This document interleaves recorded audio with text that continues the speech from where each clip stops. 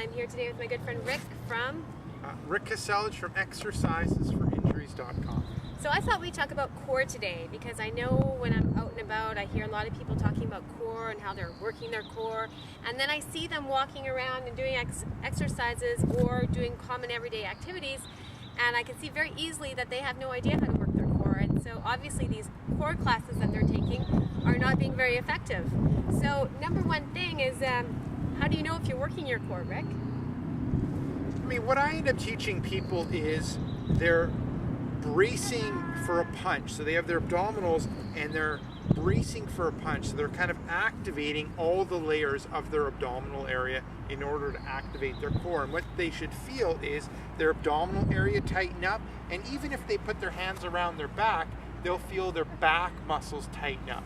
Not rock hard, but they'll just feel it activate. And that would be activating the core.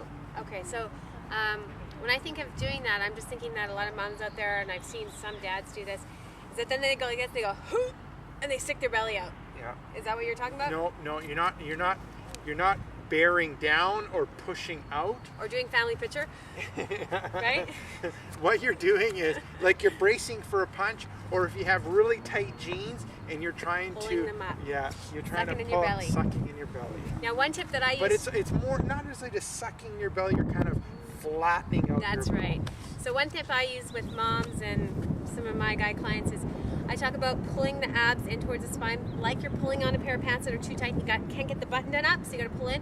Or a really easy one for most people is making, like, as if you're going to the bathroom and stop going bathroom, and then it kicks in. It's like they're best friends. It's like, okay, hey, pull that in, and it's an upward movement. So this exercise is like what will give you with the Spanx. So save yourself 30, 40, 50 bucks and stop wearing the Spanx and learn how to use your core. Just pull up and in. If you're not sure how to do that, or you're thinking it's not really working out for you, pretend like you're going to the bathroom, pretend like you're stopping the flow of urine, and then just slightly pull up through the abdominals. And yeah, it's like you're bracing a little bit, but it's got to be that up and in feeling. Did you say, would you agree, Rick? I mean, I end up teaching it a little bit different. Okay, tell us yours. So with the bracing, I'm activating all the layers of the abdominals. When I'm doing the kind of preventing myself from going number one or number two, Yeah. I'm working more of the inner unit. So the outer unit is what you end up seeing. When you kind of go the next layer below, you Yeah. end up having the inner unit.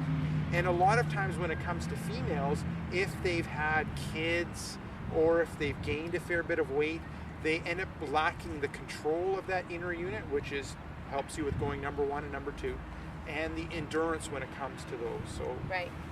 it's a little bit different. I oftentimes will start people off with that, Yeah. and when they've mastered that, then we go to the bracing. Because with the bracing, I'm activating both of the layers, and when it comes to working that inner unit, I'm really just focusing on that deeper layer. Right.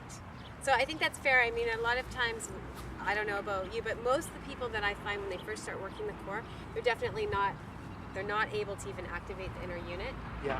They're Yeah. just doing the whole family picture or the pushing out thing. So they're in Pilates or whatever core class, and they're just sticking their bellies out and it's burning, so they think they're getting a great core workout. So number one is to get that inner unit working. And then number two, then once you have that, then you can do the bracing, and then you're going to find that you have amazingly flat abs.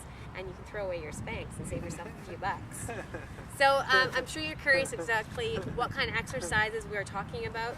So first of all, when you're walking around, like Rick said, just gently pulling up through the abdominals, and then once you have that bracing, and like I said, not just walking around with it really letting your belly fall forward. It's just kind of good posture. Pull up through the abdominals, like your pants are a little too tight, and maintain that. And the type of tension that I always tell my clients is imagine that you're holding an egg. So you don't want to squash it and you don't want to drop it. It's just gently. We're building the endurance, not really the strength. Do you agree? Yeah, I would agree.